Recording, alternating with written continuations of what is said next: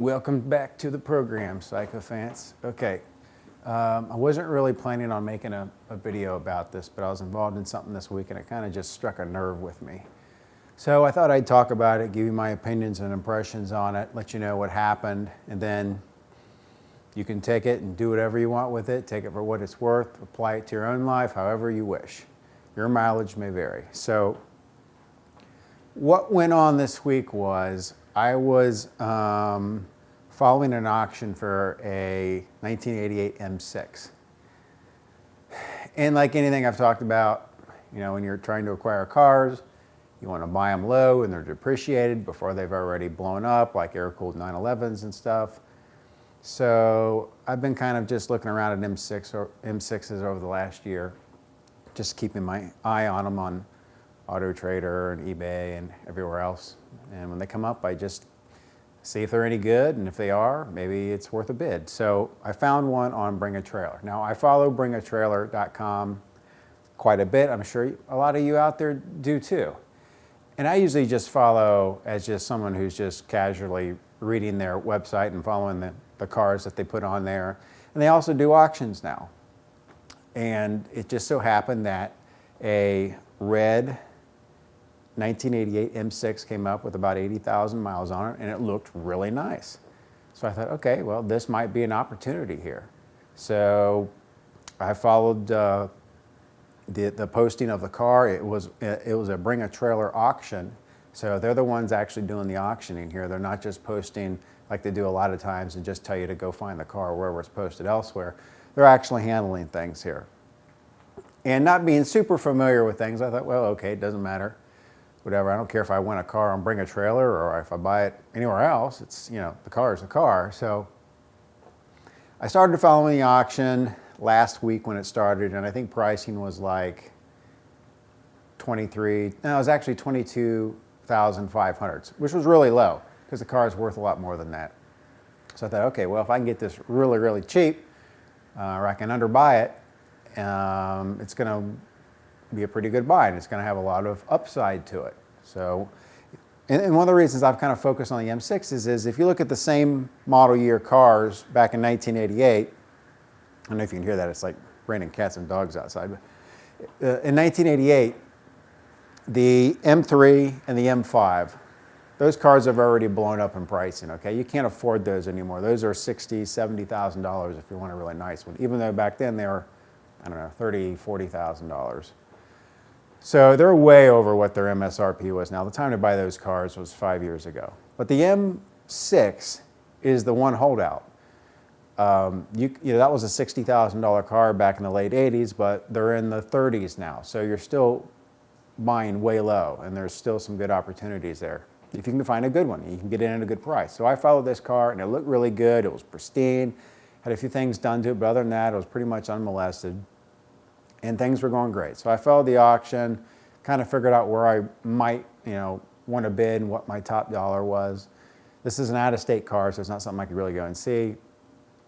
And so over the last couple of days when the auction was about to end, I started reading the fine print of Bring a Trailer because I didn't think a whole lot about it. I just figured they're probably charging the seller of the car, probably some flat fee or whatever it is to list it on there, and that's that. So I started reading the fine print, and it turns out that Bring a Trailer, they charge a $250 flat fee to list their car on their site and go through the auction process. To me, that's not entirely outrageous, okay? That's about what you're going to pay if you put it on eBay, if you go through eBay Motors. So sure, they got to take the time out to take your photos and put it online and write a summary of it, so on and so forth. They got a couple servers somewhere on a website, so I'm okay with that. The part that really got me was Bring a Trailer charges a 5% premium to the buyer of the car, up to $5,000. Okay, so let's just say for the sake of argument that this M6 that I was looking at sold for $30,000. By the way, it didn't. I think it topped out at like $35,500 and didn't meet reserve. But let's just say, just to keep the math easy, it sold for $30,000. Well, 5% of $30,000 is $1,500. So if you won the auction at $30,000, you're going to pay Bring a Trailer $1,500 extra. I couldn't believe it. I almost fell out of my chair when I saw that. And here's why. I don't have a problem with the seller being charged a fee, because they're the ones that have an actual business relationship with Bring a Trailer. They're the ones that approached their website, their company or whatever, and decided to list it there. They're the ones that chose them over other places elsewhere where you could have, I don't know, you could have listed it for free. You could have gone to the BMW forums or anywhere else. God, there's thunder now in January. It's crazy here.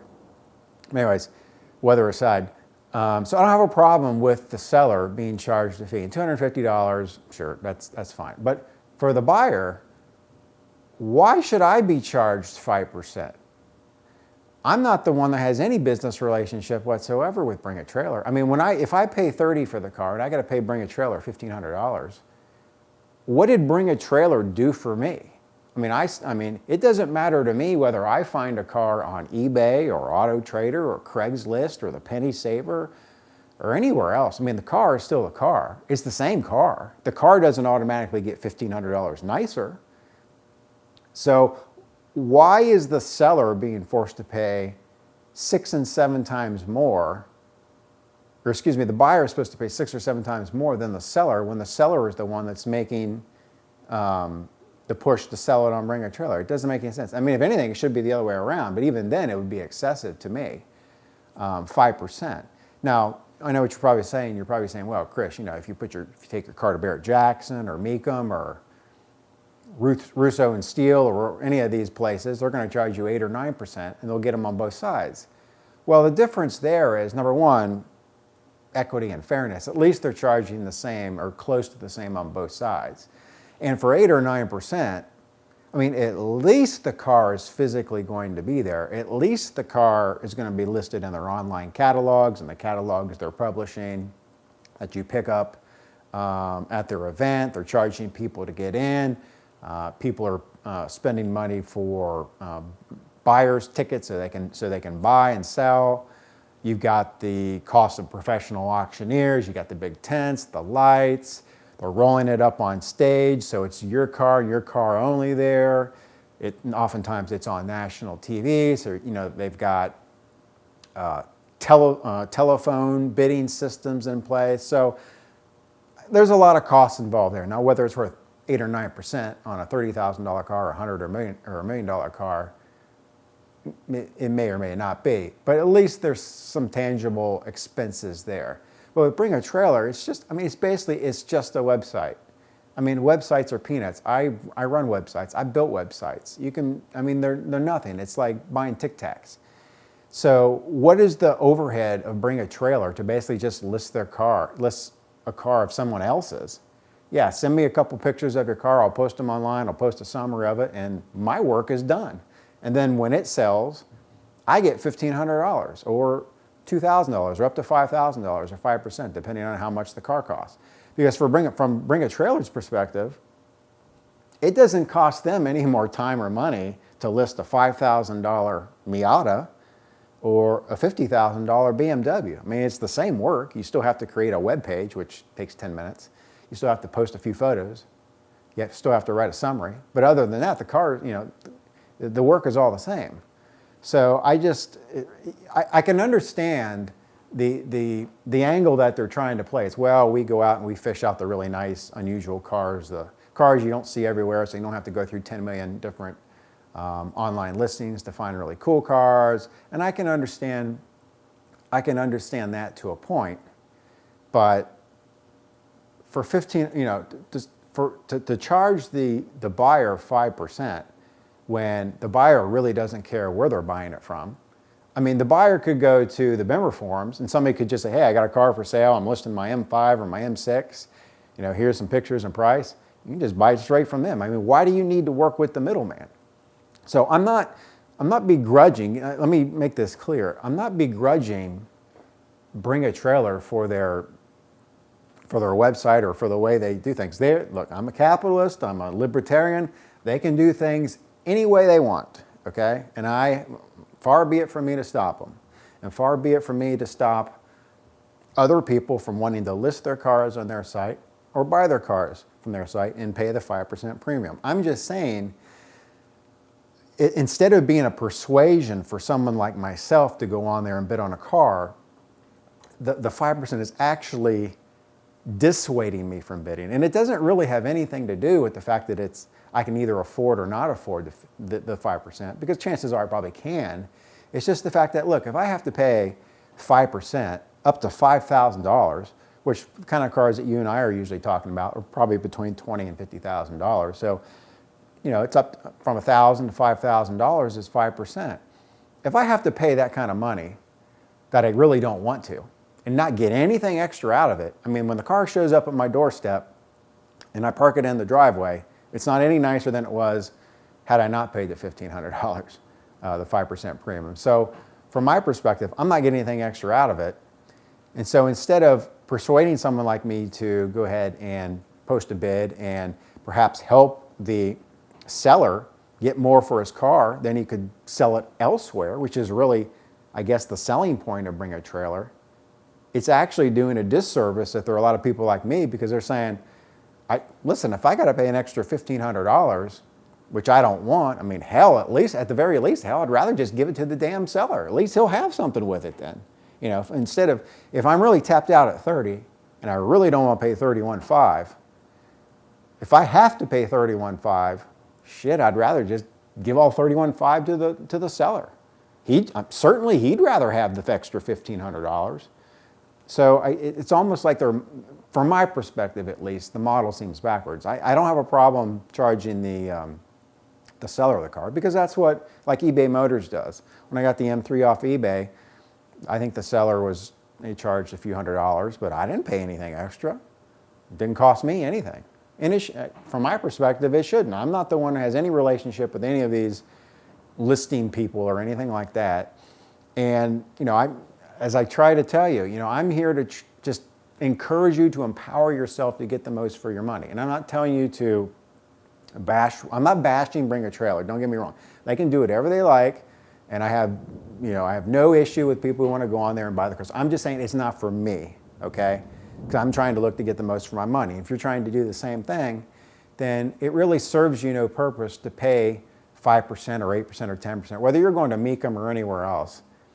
If you work hard enough at it and you look hard enough, you're going to find a car that somebody's just selling. It's just going to be to your advantage to just go out there and buy the car straight from the person who's selling it. Don't deal with middlemen or brokers or auctions or anything like that, because they're just adding on their price to it. And the car doesn't get really any nicer just because they're doing that. I mean, they're doing some marketing for you to sort of bring buyer and seller together. But at the end of the day, if you're just like Bring a Trailer, it's just a website. I mean, that's all it is.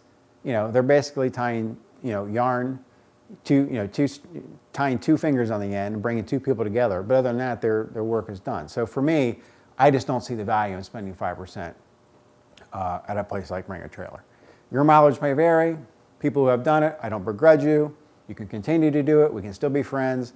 I'm just trying to get the most bang for my buck. And if you're trying to do the same thing, I just encourage you to read the fine print on things like this, because I didn't really realize that I was going to be charged 5% really until the last 36 hours before I was going to bid. So I thought, well, I better, like I tell you, always read the fine print. Well, it was good that I did, because if I had bid and realized I was on the hook for an extra 5%, I would have been livid. Not really the fact that I had to pay an extra 5% that I didn't know about, but just knowing it wasn't going to go to the seller. Because he's the one that really deserves it. He's the one who is selling the car. It's his property.